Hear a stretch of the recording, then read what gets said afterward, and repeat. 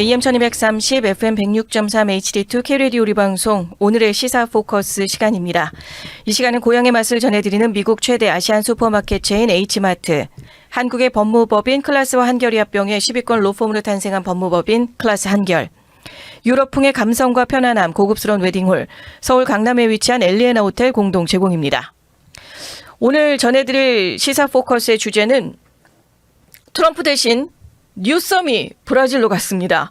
COP30 현장에 울려 퍼진 미국의 두 얼굴, 또 기후변화가 과연 사기인가 미래인가, 트럼프 vs 뉴섬입니다. 지구의 운명을 건 대결이 펼쳐진 내용을 집중적으로 살펴드리게 됩니다.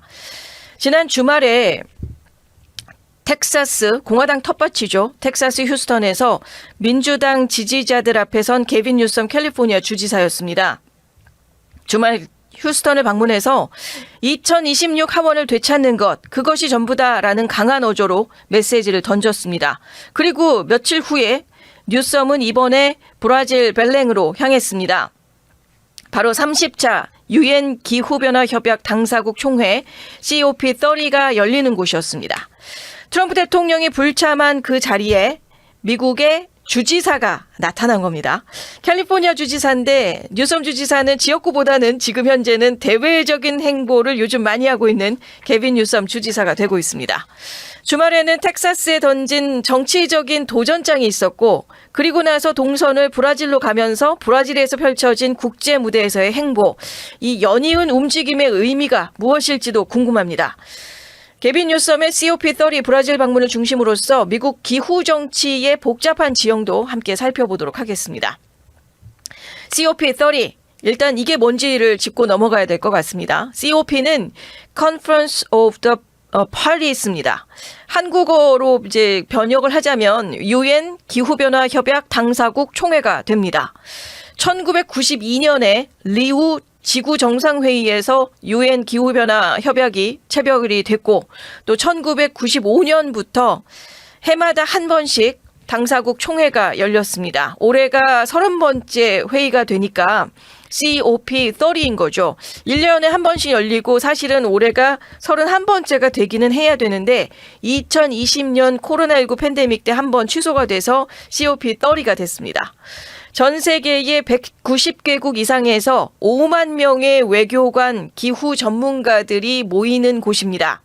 탄소 배출의 감축을 목표로 하고 있고, 또 개발도상국을 어떤 식으로 지원할지, 기후변화의 대응 방안을 함께 다 같은 자리에 모여서 논의를 하는 지구촌 최대 규모의 기후회의가 되는 것이죠.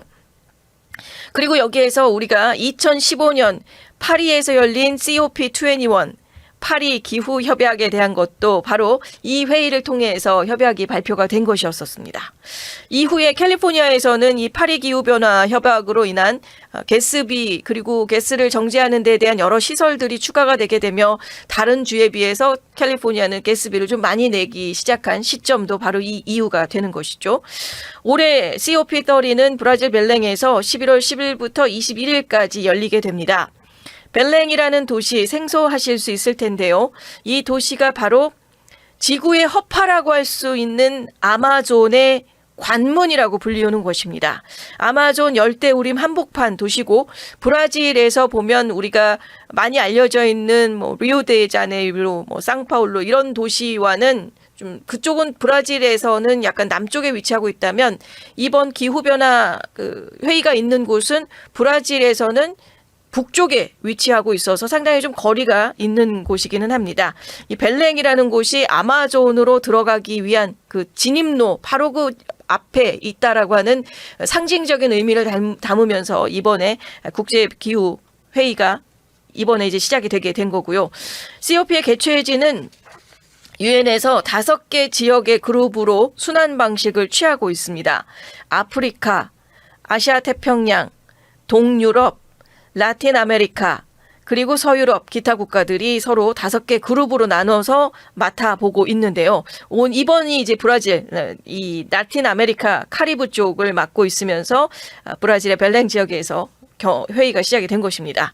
2022년에는 이집트였고요. 2023년에 아랍에미리트, 또 2024년에는 아제르바이잔을 거쳐서 올해 라틴 아메리카 차례가 되었습니다. 그리고 브라질이 입찰을 했고 아마존이 있는 곳에서 개최를 하겠다는 공약이 있었고 벨랭이라는 곳은 강력한 상징성도 담게 되는 것 같습니다.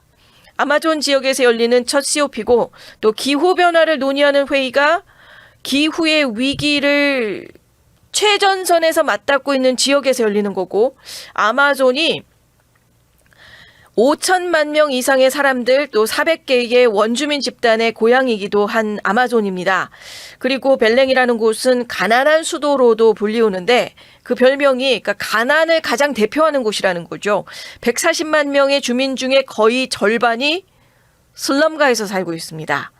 기후변화 때문에 홍수가 점점 더 심각해지면서 양철로 만든 판잣집 전체 동네가 물에 휩쓸려가는 일이 반복되고 있는 곳이고 아마존에 있지만 그 길목이 되고 있고 가난과 기후재난의 최전선에 있는 도시라는 상징성, 여기에 원주민들의 목소리가 증폭되게 됩니다. 이번에 3,000명 정도의 원주민이 벨랭에 도착할 예정이고 1,000명의 참가자가 공식 협상에 참여할 것으로 예상됩니다. 수천 년간 지구의 정화, 필터링을 담당하고 있었던 아마존을 지켜온 원주민들이 이번 협상 테이블에 함께 자리를 하는 것이죠. 브라질 대통령의 표현을 빌리면 글로벌 사우스가 기후 논의의 중심에 상당히 자리 잡을 것을 요구하는 자리가 되고 아마존의 보존이라는 것은 비단 브라질이라는 장소에 있어서일 것이지 이거는 지구라는 전체 차원에서 봐야 되는 전 세계의 책임이라는 점을 상기시키는 장소가 됩니다. 하지만 아이러니도 있습니다. 브라질이 지난달 벨랭에서 불과 수백 마일 떨어진 아마존강 하구에서 시험 석유 시추를 승인했다는 점이었습니다. 이 부분이 좀 아이러니하기는 하죠. 그리고 COP30 참가자들을 수용하기 위해서 아마존 열대 우림을 관통하는 4차선 고속도로를 건설하고 있습니다. 숲을 보호하자는 회의인데 숲을 베는 아이러니가 좀 펼쳐지게 된 장면이기도 합니다. 그런데 이번 COP30에 중요한 인물이 빠졌습니다. 바로 도널드 트럼프 대통령입니다. 트럼프 행정부는 COP30에 고위급 대표단을 보내지 않기로 확정을 했고요. 불참을 한 것이죠. 미국이 유엔 기후협의회 그 공식 대표단을 아예 보내지 않는 건 좀 전례 없는 일이고 또 트럼프 대통령이 취임 첫날인 2025년 1월 20일에 파리 기후협약에서 두 번째로 탈퇴를 했습니다. 그 두 번째라는 게 첫 번째가 일기 때였고 그때 탈퇴를 한 것을 바이든 전 대통령이 복귀를 시켰다가 트럼프 대통령이 다시 또 탈퇴를 해서 그렇게 두 번째가 된 것입니다. 백악관 대변인은 이렇게 말합니다. 대통령은 모호한 기후 목표를 추구하느라 미국의 경제와 국가 안보를 위태롭게 하지 않겠다라고 발표하고 있습니다. 트럼프 대통령은 기후변화를 인류 역사상 최대의 사기극이다라고 부르면서 회의론적인 입장을 고수하고 있습니다. 드릴입니다. 석유와 가스 생산 확대하고 청정에너지 보조금 폐지하고 풍력, 태양광 프로젝트 중단하는 게 트럼프 대통령의 정책입니다. 바로 이 공백을 개빈 뉴섬이 채운 것입니다. 캘리포니아 주지사로서 트럼프 행정부가 불참하고 있는 COP30에 뉴섬이 미국에서는 가장 고위급 관료로 지금 자리를 하고 있는 것이고 뉴섬은 벨렐 청중 앞에서 이렇게 말했습니다. 뉴섬 주지사가 오게 된 이유는 미국의 리더십 부재 때문이다. 그리고 이 공백은 정말 충격적인 거고 단 한 명의 대표도 기록자도 없고 지금 우리는 두 가지 위기를 동시에 겪고 있다고 말하고 있습니다. 미국의 민주주의 위기 그리고 전 세계적인 기후 위기 이 두 가지를 벨랭에 가서 얘기를 하게 됩니다. 뉴섬은 트럼프가 두 번이나 파리 기후 협약을 탈퇴한 것을 아주 끔찍한 일이다라고 비판하면서 민주당 정부가 다시 들어서면 협약에 재가입할 것이다라는 선언도 함께 하게 됩니다. 더 나아가서 뉴섬은 트럼프의 건강 문제까지 이번에는 좀 거론을 했습니다. 몇 달 전 백악관에서 90분간 만났고 또 일기 행정부 때도 함께 일한 적도 있고 그런데 지금은 완전히 다른 사람이 됐다라는 표현도 이번에 좀 하게 됐습니다. 뉴섬이 이렇게 강하게 나올 수 있는 배경에는 캘리포니아의 실적도 있다는 겁니다. 그래서 이 세계적인 회의 가운데에 주지사의 자격으로 가서 좀 당당하게 말할 수 있는 건 캘리포니아가 세계 4위의 경제 규모를 가진 주고, 비록 주이기는 하지만 그 다른 나라의 어떤 나라의 경제 규모보다도 큰 규모를 가지고 있는 경제력이 있고, 또 2000년 이후에서의 온실가스 배출량을 21%를 줄이면서도 캘리포니아의 GDP가 81% 성장한 배경, 또 청정에너지 일자리가 화석연료 일자리보다 7배 많다는 것도 이 시간을 통해서 발표를 하고 있고, 이런 데이터를 들이밀면서 경제성장 또 탄소 감축은 양립이 가능한 일이다라는 것을 주장하고 있습니다. 국가 차원의 기후 행동이 실종된 상황에서 주정부 차원에서의 리더십을 보여주고 있는 것이죠. 그리고 COP30의 연설에서 뉴섬 이렇게 말하기도 했습니다. 1600 펜실베니아 애비뉴, 바로 백악관 주소를 명명을 했고요. 1600 펜실베니아 애비뉴에서 2000마일 떨어져 있지만 우리의 마인드셋은 완전히 다릅니다. 이것은 명백하게 백악관, 즉 트럼프를 겨냥한 발언이기도 했습니다. 자, 그러면 여기서 잠깐 트럼프의 입장도 우리가 들어볼 필요가 있겠습니다. 트럼프의 논리 가운데 이 기후위기는 사기다라는 표현이 있습니다. 기후변화를 사기라고 부르는 데까지의 이런 극단적인 표현을 한 데까지는 나름의 논리가 있다는 점입니다. 과학적인 사실과는 좀 별개로 트럼프 대통령의 주장을 이해하되 전체 그림이 그려지기 때문에 이런 그 과학적인 사실과는 별개로 얘기하고 있었던 거라는 것을 먼저 좀 짚어드리고요. 트럼프가 기후변화를 사기라고 부른 데는 첫 번째, 경제적인 비용 대비 불확실한 미래라는 겁니다. 트럼프 대통령은 수조 달러를 쓰고 싶지 않다는 거죠. 수백만 개의 일자리도 잃고 싶지 않다가 트럼프 대통령의 원칙입니다. 기후 대응에 수조 달러를 쓰는 거는 현재의 확실한 비용이죠. 돈을 쓰는 거니까 비용을 쓰는 건데, 하지만 기후변화의 피해라는 것은 미래의 불확실한 예측이라는 겁니다. 그래서 지금의 당장의 일자리와 당장의 경제를 선택한 게 트럼프 대통령의 선택이 된 것이고, 두 번째는 불공평한 게임이라는 인식입니다. 트럼프 대통령은 미국은 파리 협약에서 다른 나라보다 훨씬 돈을 많이 내고 있었다는 거죠. 하지만 불공평한 대우를 받았다고 주장하고 있습니다. 청정 에너지로 전환을 하면 중국이 태양광 패널, 배터리, 풍력 터빈 시장을 장악하게 된다는 거고, 미국은 비용만 부담하고 중국이 돈을 버는 구조라는 겁니다. 여기에서 불공평한 게임이라는 인식이 있고, 그래서 이것을 극단적인 단어인 사기라는 표현을 하게 된 것이고요. 또 세 번째는 과학의 불확실성을 강조하고 있습니다. 트럼프 대통령은 1900년대 초반에는 과거의 지구 냉각화라고 얘기하고 아이스 에이지다라고 했다가 지금은 또 지구 온난화라고 하니까 추워지기 시작할 때는 냉각화, 또 더워지기 시작하니까 온난화, 이름만 바꿨다라는 주장을 하고 있는 것이고, 유엔과 많은 이들이 한 모든 예측들이 틀렸고, 과학자들의 예측을 자주 바꾸니까 이게 신뢰할 수 없다는 논리 차원에서 사기라는 표현을 하게 됩니다. 그리고 네 번째, 화석 연료가 미국의 힘과 자립으로 보고 있습니다. 미국은 2018년 트럼프 임기 중에 세계 최대의 석유 생산국이 됐었고, 지금도 그 1위를 유지를 하고 있습니다. 천연가스도 러시아보다 40% 이상 많이 생산하는 세계 1위가 바로 미국이 되고 있습니다. 에너지의 자립이 곧 국가의 안보고 미국의 힘이라는 거죠. 이 논리를 가지고 있는 인물이고, 또 다섯 번째는 엘리트 대 서민의 프레임이라는 겁니다. 트럼프는 유럽은 에너지 비용이 너무 비싸서 에어컨을 못 틀어서 해마다 여름에 17만 5천 명이 열사병으로 죽는다, 이렇게 주장하고 있습니다. 기후정책이라는 건 엘리트들이 만든 규제고, 그 규제 만들고도 결국 유럽에서는 더워서 사람들이 다 죽어나가고 있는 이런 모습들을 봤을 때 사기라고 하는 표현을 할 수가 있었다는 배경이 있는 거죠. 그리고 서민들은 전기료 폭등, 그리고 일자리 상실로 고통받고 있고, 이런 그 계층 간의 갈등을 격화시키는 게 바로 기후변화 정책이 되고 있다는 것을 강조하고 있었습니다. 트럼프의 논리가 한 문장으로 요약을 한다면, 수백만 달러짜리 확실한 내 집 팔아서 100년 후에 일어날지 말지 모르는 홍수를 막는 제방을 쌓으라고? 그게 말이 되냐는 겁니다. 그게 이제 단기적인 경제 계산에서는 합리적으로 볼 수 있는 논리로서 다가오며 기후변화는 사기다라는 표현을 하게 된 것이죠. 하지만 데이터는 다른 이야기를 합니다. 2024년에 청정에너지 일자리가 미국의 경제 전체보다 3배 빠르게 성장을 했습니다. 그리고 지난 5년간 50만 개 이상의 청정에너지 일자리가 생겼고 또 화석연료 부문의 성장을 훨씬 넘어서게 됐다는 거죠. 그러니까 쉬프트 전환의 과정 안에 있게 되는 것이지 이게 일자리가 없어지는 것이 아니라는 겁니다.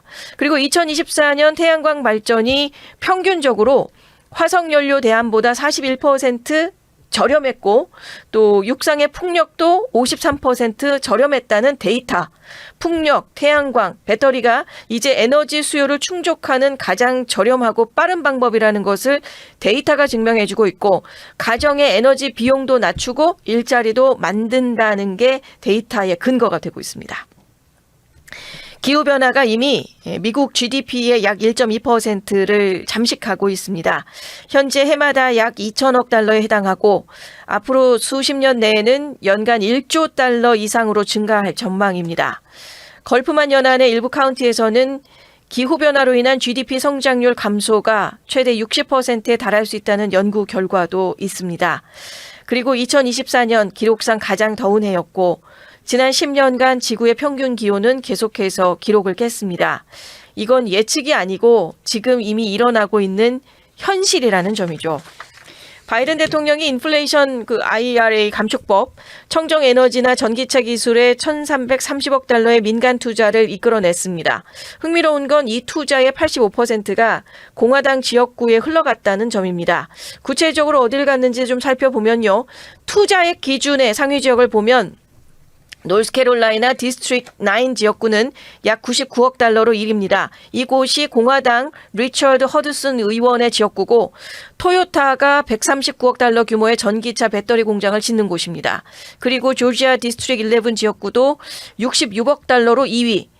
여기는 공화당의 베리 라우더밀크 의원 지역이고요.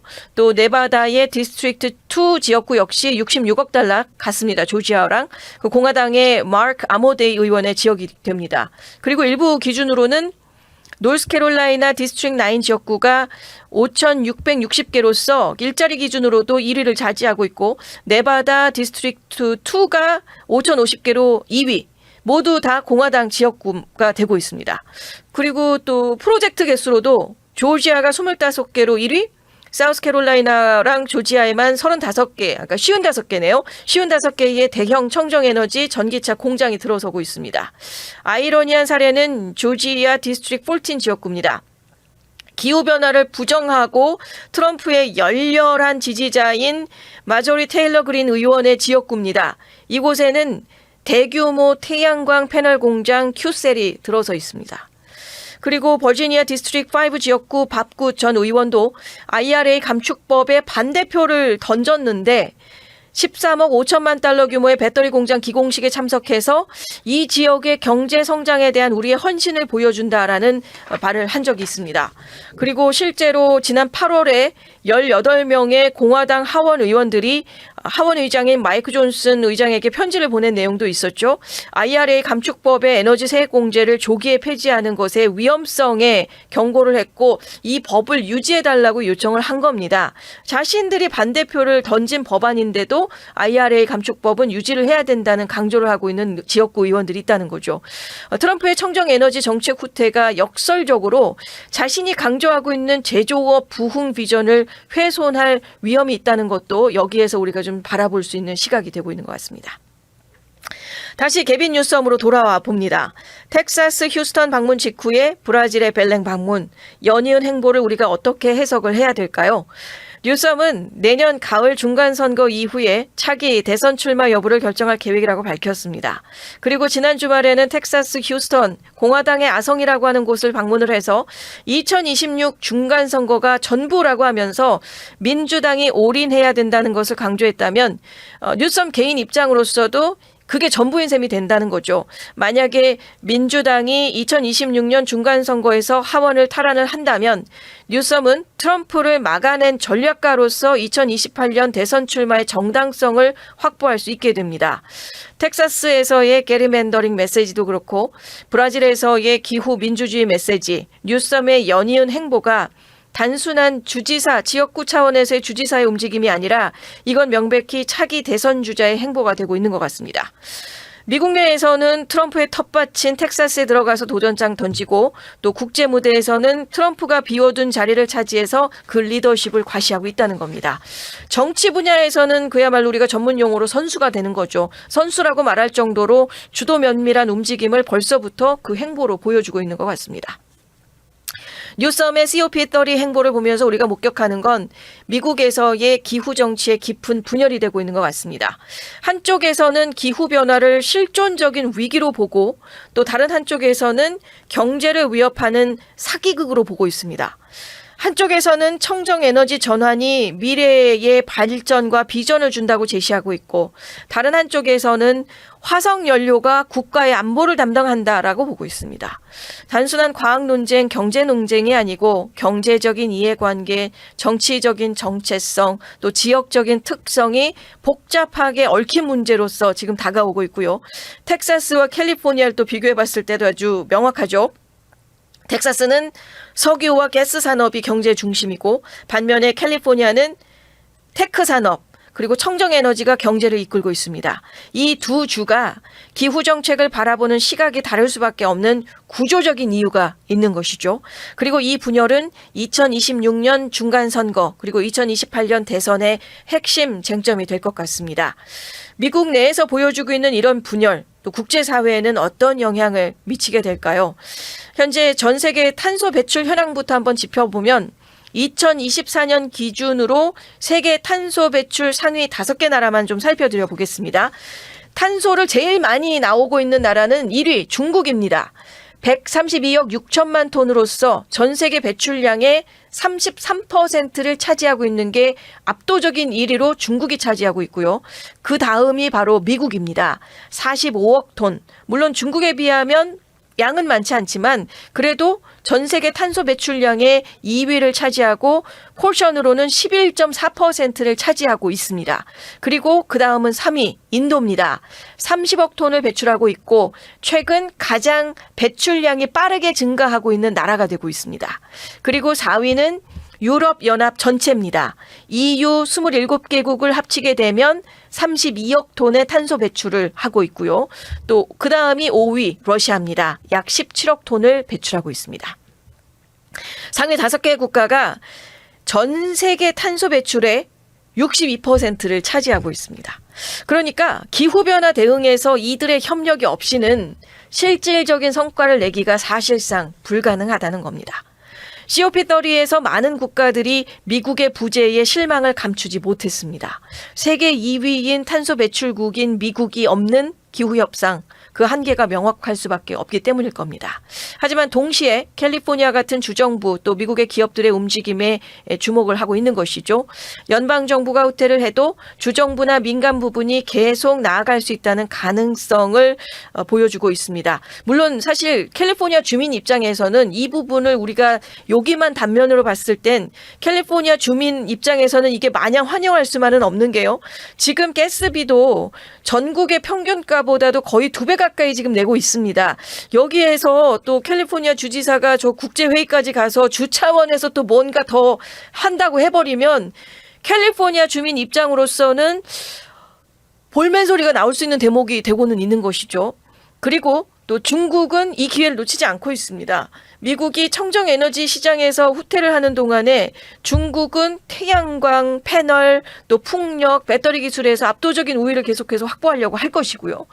아이러니하게도 트럼프가 우려하고 있는 중국의 시장을 내준다는 상황이 기후정책으로서 자신의 정책을 그냥 내주고 있는 중국에게 그냥 판을 깔아주고 있는 상황이 되고 있다는 모습도 아이러니하게 다가오는 것 중에 하나가 되고 있는 것이죠.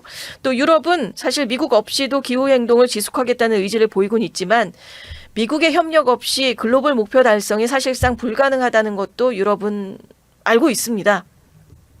COP30가 아마존에서 열린다는 상징성 아주 강력했고 또 실질적인 합의를 도출하기에는 주요 배출국의 부재라고 하는 장애물이 너무 크게 다가오고 있는 이번의 회의가 되고 있는 것 같습니다. 자, 이 상황을 우리가 어떻게 봐야 될까요?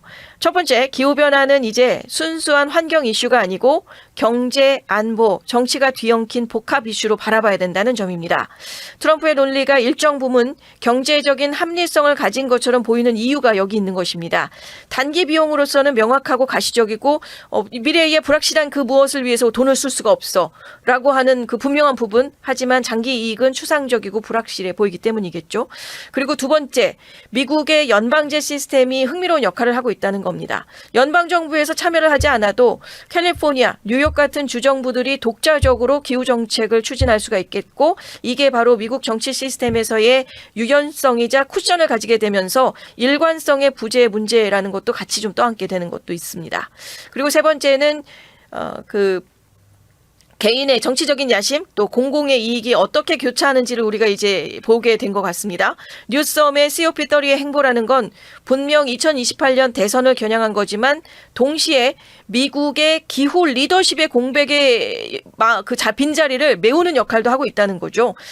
정치적인 동기가 그 공익과 항상 상충하는 건 아니고 이게 같이 좀 이번에는 그 빈자리를 교묘하게 어떻게 보면 그 빈자리를 자연스럽게 공백을 메꿀 수 있었던 기회이기도 했었던 것 같습니다. 그리고 네 번째, 과학과 정치의 긴장 관계입니다. 과학계에서의 압도적인 합의, 데이터 근거 내고 정치적인 스펙트럼에 따라서 기후변화에 대한 인식이 극명하게 갈리는 모습들, 여기에서 과학적인 진실만으로 정책 변화를 이끌어내기가 어렵다는 것도 보여주고 있었던 것 같습니다. 이번 브라질 벨랭에서 열린 그 아마존의 관문에서 열린 COP30, 전 세계에서 모인 5만 명의 사람들이 있지만 세계 2위 탄소 배출국의 대통령은 없었습니다. 대신 한 야심찬 주지사가 그 자리를 채우게 된 것이죠. 게빈 뉴섬의 브라질 행보 여러 겹의 의미를 담고 있었던 것 같습니다. 트럼프에 대한 정치적인 도전, 또 캘리포니아의 리더십도 과시하고 2028년 대선을 위한 국제적인 프로필도 구축하고 또 미국의 기후정책 공백을 메우려는 여러 가지 시도가 함께 동시에 일어나게 된 것입니다. 동시에 이것이 미국의 기후정치의 깊은 분열을 보여주는 상징이기도 했습니다.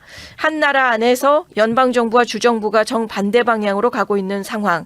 한쪽은 화석연료 확대, 다른 쪽은 청정에너지 전환.